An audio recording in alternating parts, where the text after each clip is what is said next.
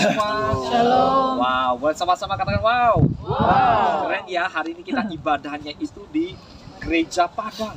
Persis di tempat ini dulu ada kabar sukacita di mana para gembala mendengarkan bahwa Yesus akan dilahirkan. Kita lihat yuk, Lukas 2 ayat 8 sampai 20 ya. Saya bacakan. Perikopnya berjudul Gembala-Gembala. Saya mulai dari ayat 8 ya, Lukas 2 ayat 8 sampai 20.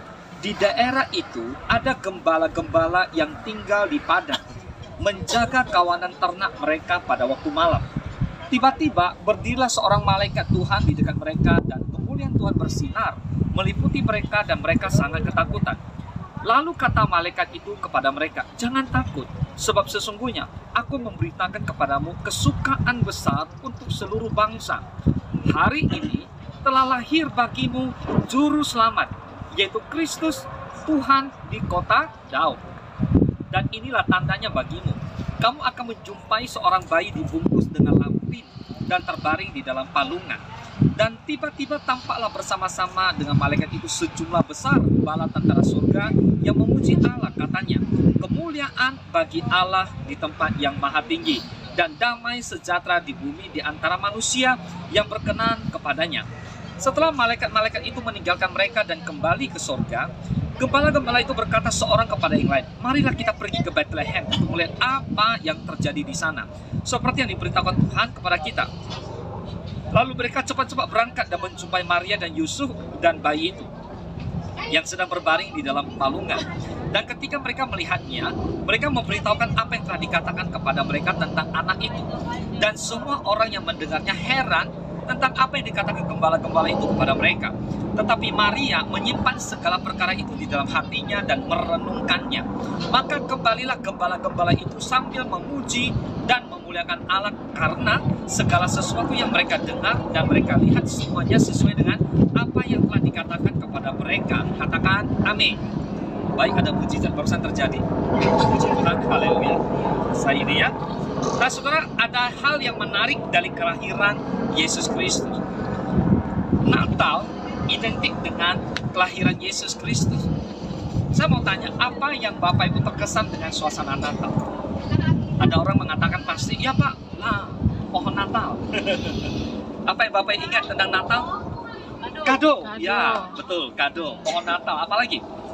Kado, Kue. lampu Natal, kue, makanan enak. Ya, Santa Claus, wow, angpau, ya, persembahan kasih. Pokoknya ada sukacita. Donat. Jujur ya, dulu waktu saya kecil, saya nggak Kristen. Karena saya dipanggil Tuhan, itu waktu saya umur kurang lebih 26 tahun. Tapi saya masih ingat bahwa waktu kecil saya melihat orang ke gereja, itu senang sekali. Apalagi waktu Natal. Rasanya yang cewek pakainya cantik-cantik. Lalu yang cowok ganteng-ganteng. Lalu mereka pergi ke gereja, pulang itu baju baru, senang, happy. Saya sering bilang sama mama saya, kapan kita ke gereja? Nah, sudah dikasih oleh Tuhan, kelahiran Sang Juru Selamat pertama kali bukan didengar oleh raja, tapi didengar oleh gembala. Saya merenungkan ayat ini, saya dapat satu inspirasi begini. Penggembala ini kan profesi yang menurut saya cukup rendah. Anda bisa bayangkan padang kayak gini, lalu mereka menggembalakan, ya bisa jadi kambing, domba, sapi, ya seperti itulah ya. Kemarin kita sudah lewat Mesir, lebih jelas ya bisa lihat ya, seperti apa sih kerja mereka seperti itu. Saya rasa profesi mereka bukan profesi yang tinggi, tapi sederhana lah, dan boleh dikatakan rendah. Tetapi Allah, Tuhan, Bapa Surgawi, menunjukkan kepedulian daripada Tuhan kepada orang-orang seperti itu. Apa yang mau saya sampaikan Bapak Ibu semua? Mungkin hari ini Bapak Ibu semua mengalami kehidupan yang mungkin dianggap sebelah mata oleh orang-orang dunia luar. Mungkin dalam pekerjaan Bapak Ibu tidak terlalu berprestasi. Mungkin di bisnis Bapak Ibu tidak terlalu menonjol. Atau mungkin dalam pelayanan Bapak Ibu tidak terlalu ada satu terobosan atau bagaimana, saya kurang tahu. Mungkin Bapak Ibu lebih tahu dari saya. Apapun keadaan kehidupan Bapak Ibu hari ini, dengar baik-baik. Tuhan tidak pernah memandang remeh kita. Tuhan bisa pakai siapapun. Amin. Amin. Boleh nggak kasih tahu sebelah kanan begini, senggol dia. Tuhan bisa pakai kamu, bro. Iya, gembala aja pakai, Tuhan pakai kamu, bro. Katakan amin. Amin. Tuhan bisa pakai kita semua. Nah, sudah dikasih oleh Tuhan, Natal adalah bukti bagaimana Allah peduli ke-10 dikatakan, lalu kata malaikat itu kepada mereka, jangan takut, sebab sesungguhnya aku memberitakan kepadamu kesukaan besar untuk seluruh bangsa. Wow, jadi Yesus lahir menjadi kesukaan besar buat seluruh bangsa. Kepada siapa? Seluruh bangsa. Bukan hanya satu bangsa, tapi seluruh bangsa. Hari ini telah lahir bagimu juru selamat, yaitu Kristus Tuhan di kota Daud. Dan inilah tandanya bagimu. Kamu akan menjumpai seorang bayi dibungkus dengan lampin dan terbaring di dalam palungan. Bapak Ibu dikasih oleh Tuhan, kita lihat. Natal adalah bukti Tuhan mengasihi kita. Natal adalah hadiah terbesar. Bahkan saya boleh katakan Natal adalah hadiah terindah, di mana Tuhan berikan anaknya yang tunggal kepada saudara dan saya, supaya kita tidak mati binasa, tapi kita beroleh hidup yang kekal. Boleh katakan amin? Amin. Bapak Ibu semua, kalau saya mau tanya, lebih senang terima hadiah atau terima hukuman? Hadiah dong. Ibu-ibu yang belanja aja terima hadiah, dapat diskon, senang ya. Apalagi terima hadiah, lebih senang lagi. Tapi hari ini Bapak Ibu, saya mau sampaikan satu hal yang menurut saya cukup penting, bahwa kalau kita baca Alkitab, kita tahu Yesus sudah lahir. Pertanyaan saya, Bapak harus jawab, apakah Yesus sudah lahir dalam hidup? Apakah Yesus sudah lahir dalam hidup Bapak ini? Yesus lahir dalam hidup saya. Pertanyaannya mungkin muncul seperti ini. Apa tandanya kalau Yesus lahir dalam hidup saya? Sukacita. Sukacita. Terus damai sejahtera. Saya mau bertanya Bapak Ibu, tujuan Tuhan menciptakan kita untuk apa, saudara? Untuk menjadi serupa dengan Dia, amin? Amin. Serupa dengan karakternya, serupa dengan kasihnya. Saudara, mengapa Tuhan menciptakan kita? Tuhan mau kita nyatakan kasihnya kepada orang-orang yang ada di sekitar kita lagi. Jadi kita tidak hidup sendiri, tapi kita hidup untuk orang lain. Saya teringat satu ayat yang begitu jelas, ayat masuk itu Yesaya 21 dikatakan begini, bangkitlah jadilah terang, sebab terang Tuhan datang dan kemuliaan Tuhan terbit bagimu. Tahu nggak bahwa ternyata di kondisi sekarang banyak orang hidup dalam kegelapan. Bagi saya, orang-orang yang tidak berjumpa dengan kasih Kristus, itu mereka hidup dalam kegelapan. Sebab buat orang-orang yang hidup dalam kegelapan, apakah kita biarkan mereka terus selama-lamanya hidup dalam kegelapan? Padahal Tuhan katakan bahwa kemuliaan Tuhan terbit atas kita. Amin? Amin. So hari ini Bapak Ibu dikasih oleh Tuhan, berbicara tentang hadiah, berbicara tentang hal-hal yang sifatnya bukan duniawi sebenarnya. Mungkin Bapak Ibu kalau berdoa mintanya apa? Mobil, motor, ya. Bicara hadiah. Kalau malam ini Yesus datang nih, kira-kira apa yang Bapak Ibu minta? Mobil, rumah. Oh, itu hadiah yang duniawi. Yang dimaksud dengan Yesus Kristus adalah hadiah terbesar dari Allah, adalah bicara tentang hadiah secara surgawi. Apa yang Yesus berikan? Keselamatan, hidup kekal. Amin? Amin. Coba kasih tahu kiri kita keselamatan. Nah, yang sebelah kiri kasih tahu hidup kekal. Amin. Amin. Amin. Amin. Amin. Kita buka satu ayat, yuk, Filipi 2 ayat 9 sampai 11. Ini bagus sekali. Di Filipi 2 ini Tuhan mengingatkan begini. Filipi 2 ayat 9, itulah sebabnya Allah sangat meninggikan Dia dan mengaruniakan kepadanya nama di atas segala nama, supaya dalam nama Yesus bertekuk lutut segala yang ada di langit dan yang ada di atas bumi dan yang ada di bawah bumi, dan segala lidah mengaku Yesus Kristus adalah Tuhan, bagi kemuliaan Allah Bapa. Tepuk tangan buat Tuhan. Sorakan haleluya. Haleluya. Jelas Yesus adalah Tuhan. Amin. Amin. Yesus adalah Tuhan. So hari ini Bapak Ibu, memiliki Yesus dalam kehidupan kita, artinya kita memiliki segala-galanya. Katakan segala-galanya. Bapak Ibu kalau punya hadiah mobil, motor, itu bukan segala-galanya. Itu anytime bisa hilang. Mobil bisa rusak, rumah kena gempa bisa pecah, bisa habis gitu. Tapi kalau memiliki Yesus, Bapak Ibu, Yesus ini hadiah. Saya umpamakan seperti ini. Pada waktu saya menginjili seorang anak muda, pada waktu itu saya cerita panjang lebar, semakin saya cerita, saya semakin gak suka dengan saya. Ya gak apa-apa. Saya bilang begini, anggap saja ini hadiah, lu bawa pulang gitu. Hadiah ini lu simpan di lemari kamu, tutup, rapat-rapat, jangan dikeluarkan. Sampai suatu hari, kalau hidupmu ada masalah, lu buka itu lemari, hadiah itu keluarkan. Satu hari anak muda ini ada masalah. Lalu dia berdoa sama Tuhan. Dia ingat, wah si Box Willy pernah cerita tentang hadiah. Saya nggak tahu waktu itu dia simpan di lemari atau mana. Ini hanya ilustrasi saja. Tapi dia teringat itu dan dia berdoa. Bapak Ibu, saya merasakannya. Setiap orang akan mengalami satu titik yang paling rendah dalam hidup. Saya nggak tahu itu berupa apa. Saya berjumpa dengan ibu saya. Ibu saya 32 tahun, keras sekali. Pada waktu saya terima Yesus, satu kata dari ibu saya yang saya ingat begitu lama. Dia bilang, lu gua, wah ngeri ya, kayak orang pacaran aja. Ibu dengan saya putus hubungan. Jadi kami selama 2 tahun tidak pernah berbicara.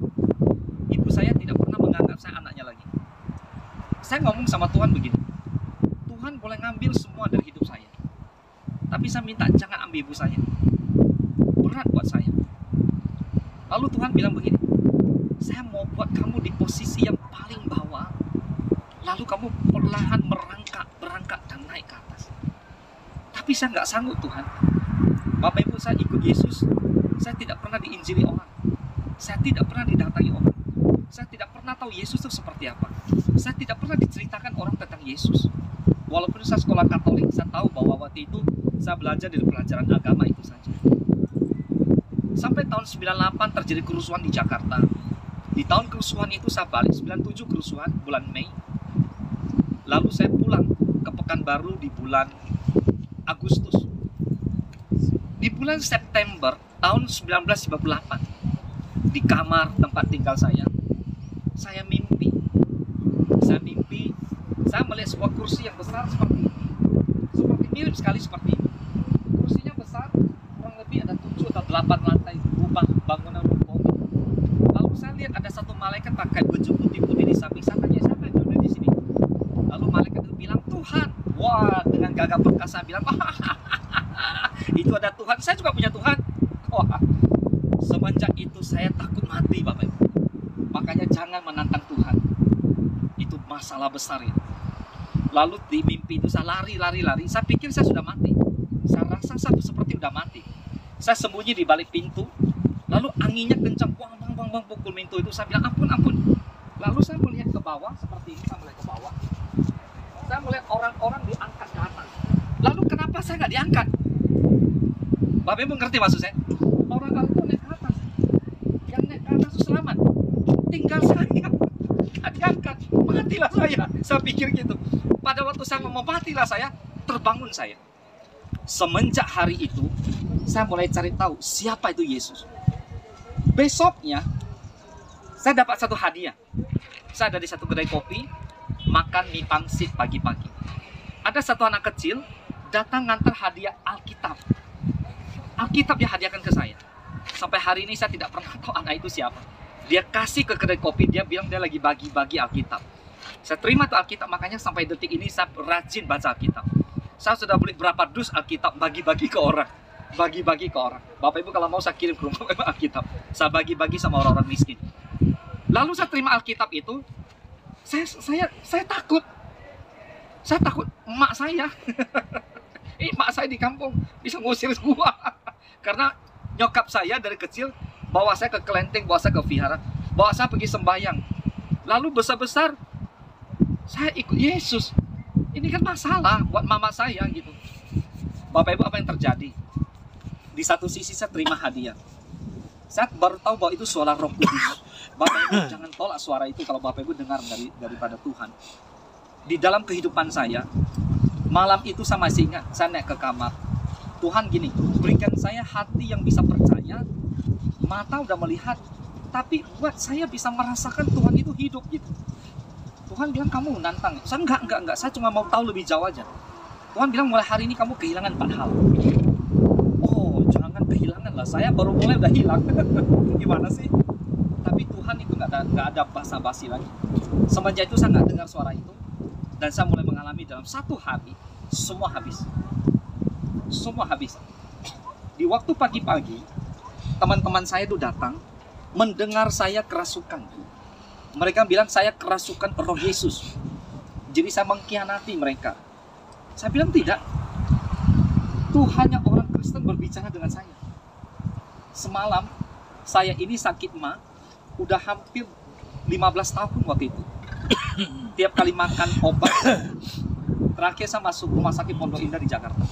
Makan obat, keluar masih obat. Apa yang terjadi? Ngerti ya? Makan obat, keluar masih obat. Keren nggak? Nggak ada pencernaan sama sekali. Dokter bilang harus operasi. Waktu itu saya nggak operasi karena rumah sakit Pondok Indah mahal sekali. Lalu saya pilih pulang ke Pekanbaru. Jadi di hari yang berikutnya ada seorang teman saya mengajak pergi makan masakan Sunda yang pedas-pedas.